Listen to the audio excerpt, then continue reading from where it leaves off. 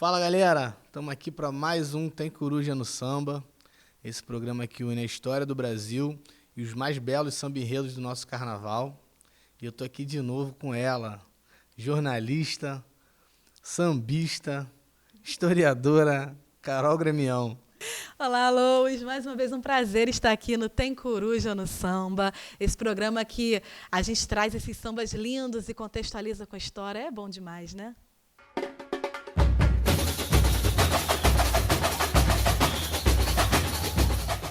E aí, Carol, hoje a gente vai falar de um clássico, um samba clássico do carnaval, né?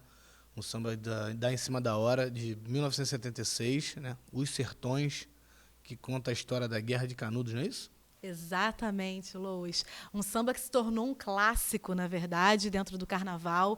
E é legal a gente falar que esse samba ele foi baseado em cima de uma obra, né, em cima de um livro que tem o mesmo nome, Os Sertões, que foi escrito por Euclides da Cunha em 1902. É considerado o primeiro livro-reportagem do Brasil, o primeiro livro-reportagem nacional, porque o Euclides da Cunha ele vai para a Guerra de Canudos para fazer todo o registro para o jornal O Estado de São Paulo.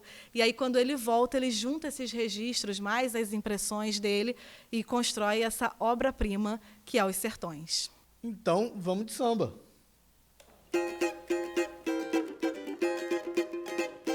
Marcado pela própria natureza, o Nordeste do meu Brasil,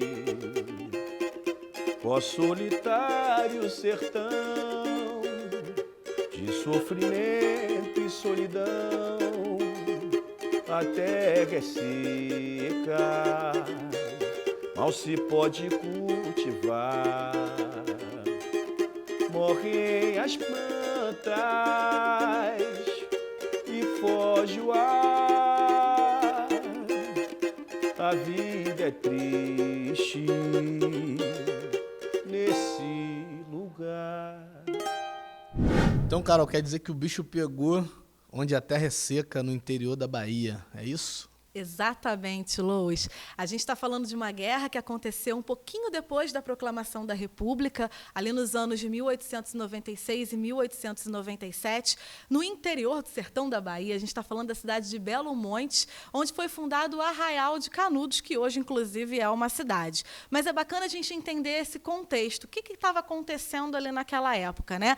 A gente tinha o sertão mesmo, a seca, uma população muito pobre, muito carente, que passava fome, que passava sede, que passava todos os tipos de provações. A gente está falando de um cenário de fazendeiros, né, de homens também que tinham muito dinheiro, que tinham muitas terras, e essas pessoas trabalhavam para esses homens em situações muito precárias, né?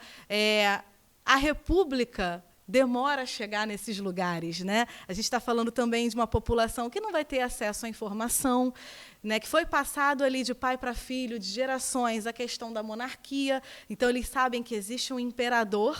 Então, quando essa república chega, eles não sabem exatamente do que se trata. A república demora. era nova ainda, né? Muito nova, muito recente.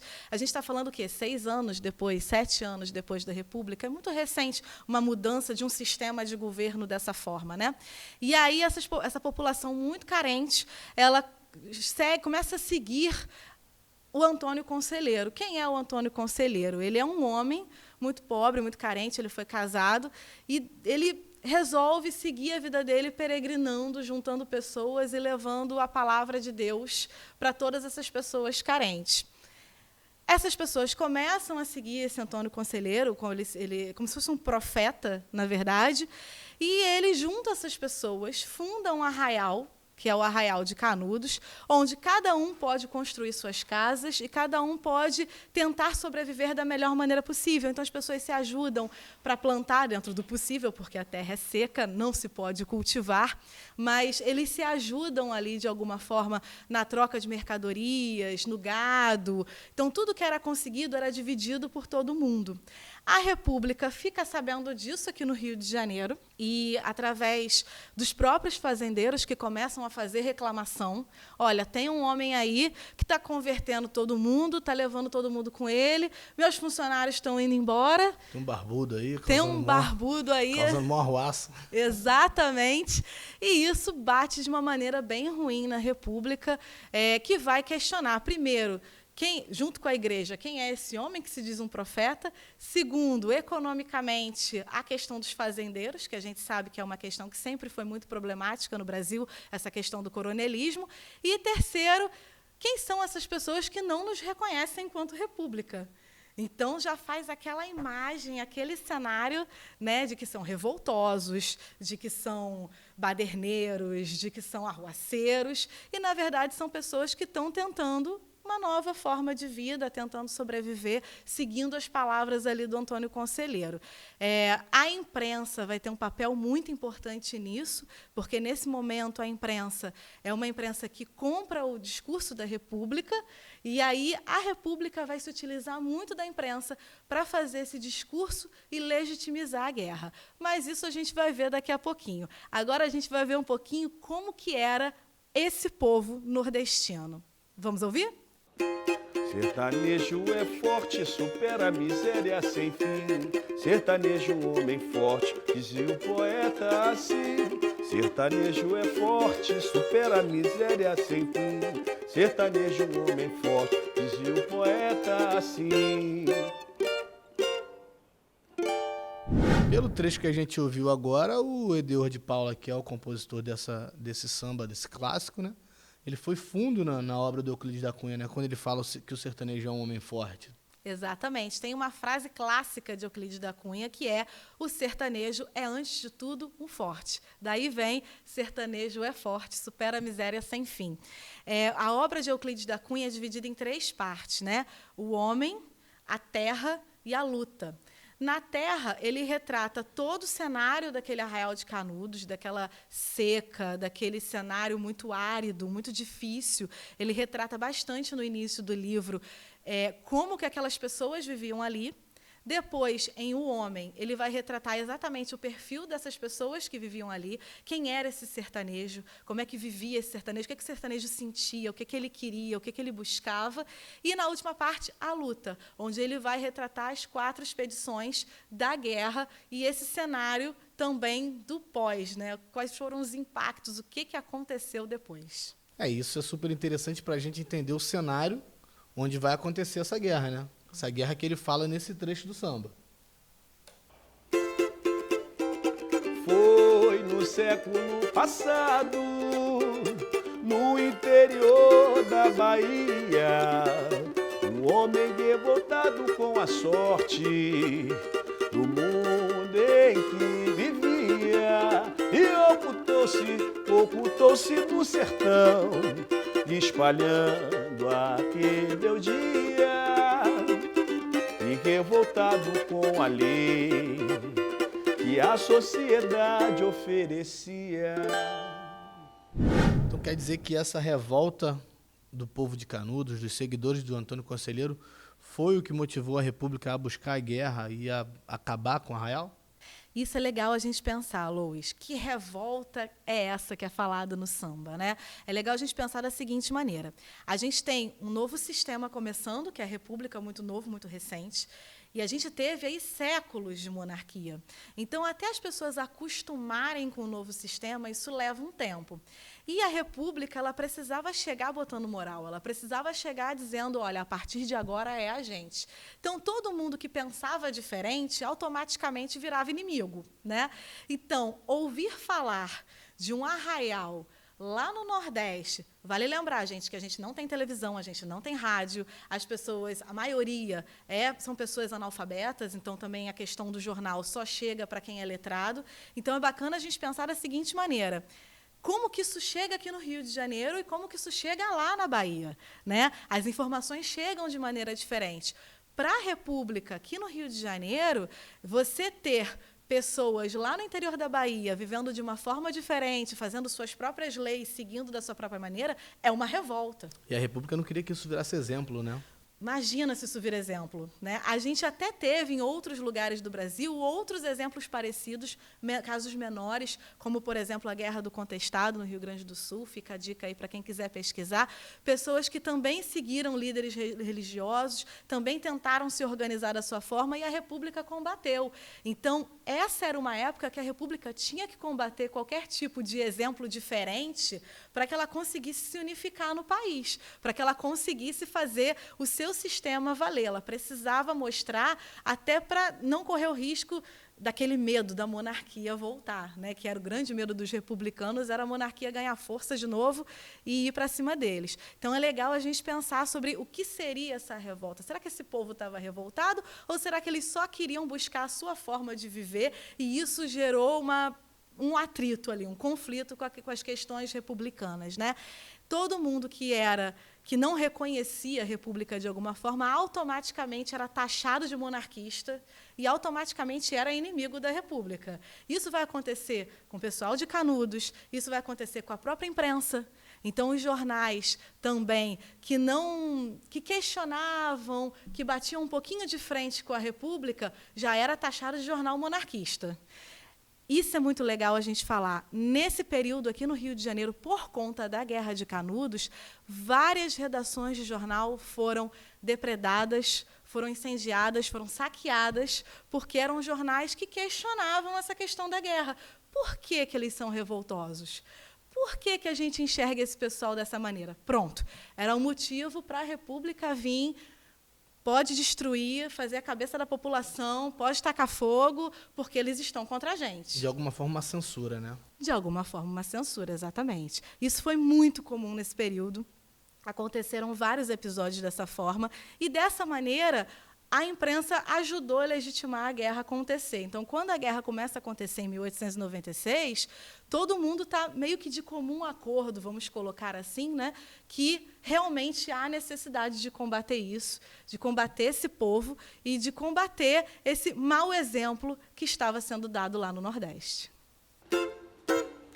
Os jagunços lutarão até o final, defendendo Canudos naquela guerra fatal.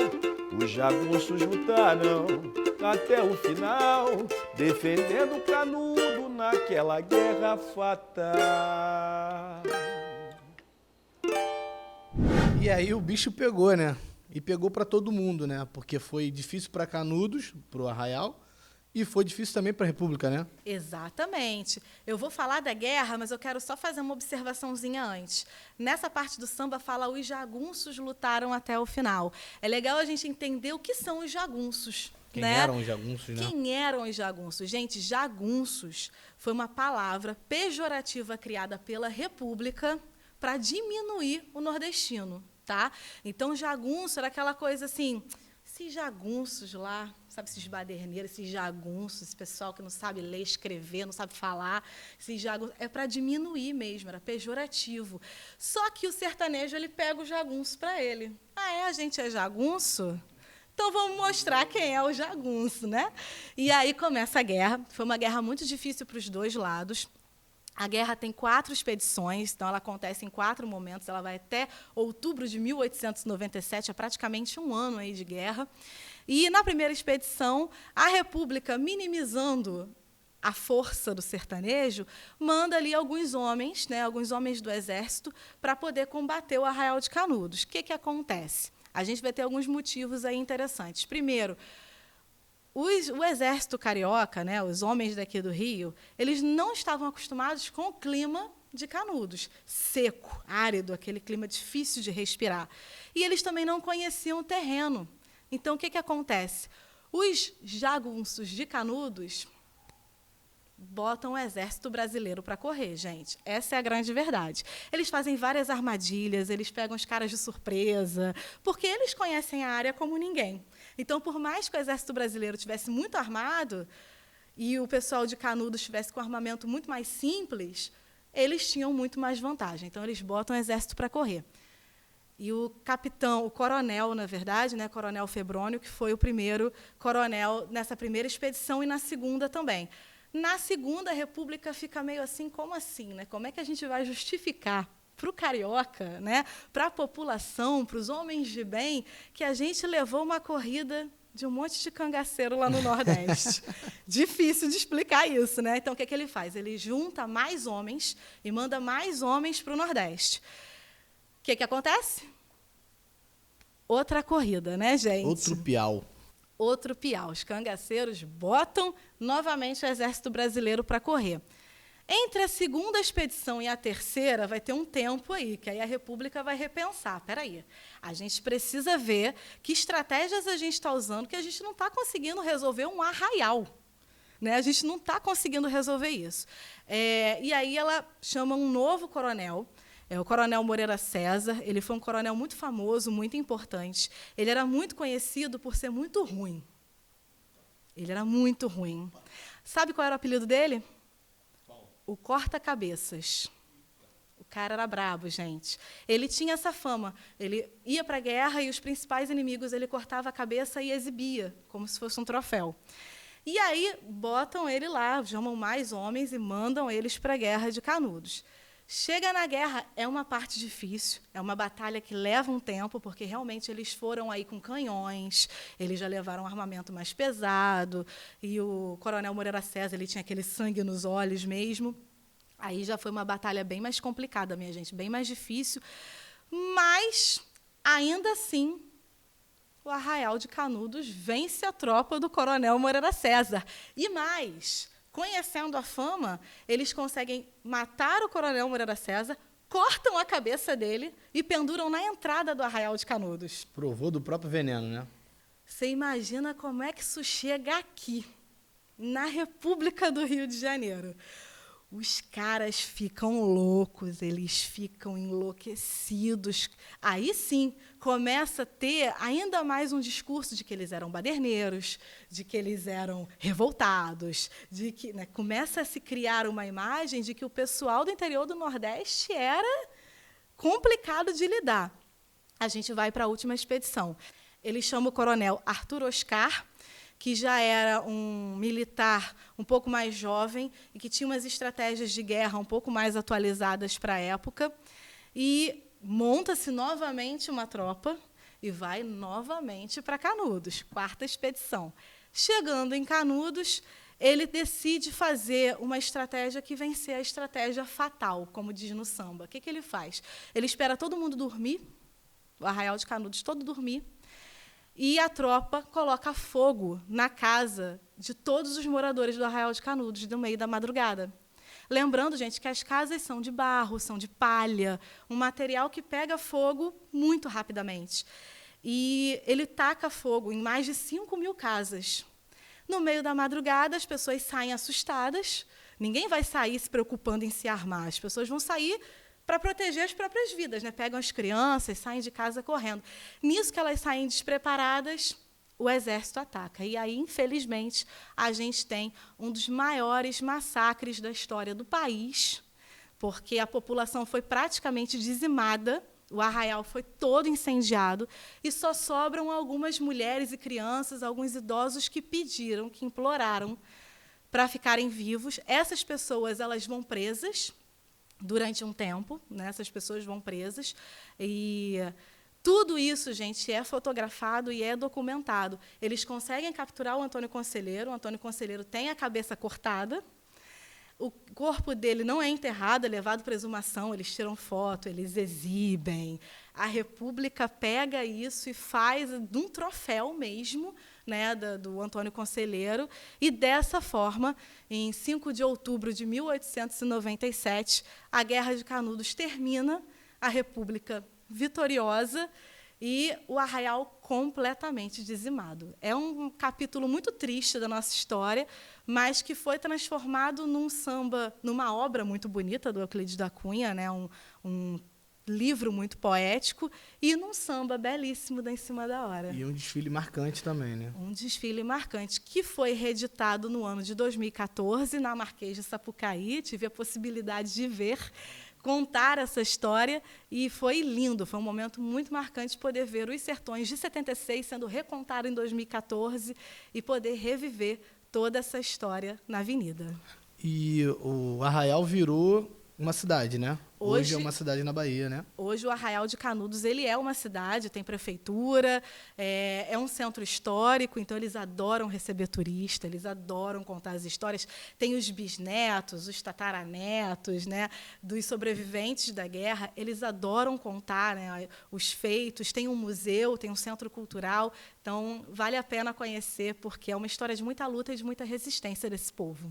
Galera, lembrando que no programa a gente conta a história através do que é contado no samba, né? Se você quiser saber mais sobre Canudos, a Carol tem umas dicas aí de livros e materiais legais que vocês podem acessar pela internet. Bom, a gente tem o livro Os Sertões, do próprio Euclides da Cunha, que é um documento maravilhoso. Nós temos também o filme da Guerra de Canudos, que foi lançado em 96, com um elenco incrível, José Wilker, Marieta Severo, maravilhosa história. Nós temos o próprio desfile da Em Cima da Hora, de 76. Nós temos algumas imagens, e de 2014 tem ele na íntegra no YouTube, para quem quiser assistir.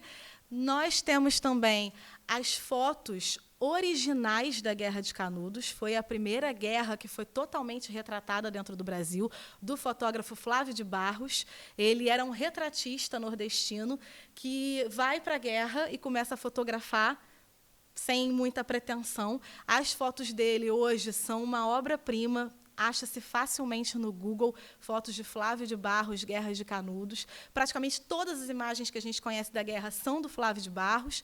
E a gente tem também o acervo da hemeroteca da Biblioteca Nacional, onde vocês conseguem ter acesso a todos os jornais da época, tanto os republicanos quanto os ditos monarquistas, está tudo lá, dá para ler, tem um acervo incrível, todas as notícias que se retrataram da guerra. É legal a gente falar também que, depois que a guerra terminou, o Jornal do Brasil fez uma exposição com as fotos do Flávio de Barros na sua sede, para que as famílias de bem carioca pudessem ver a vitória republicana. Então é isso, galera. A gente vai ficando por aqui.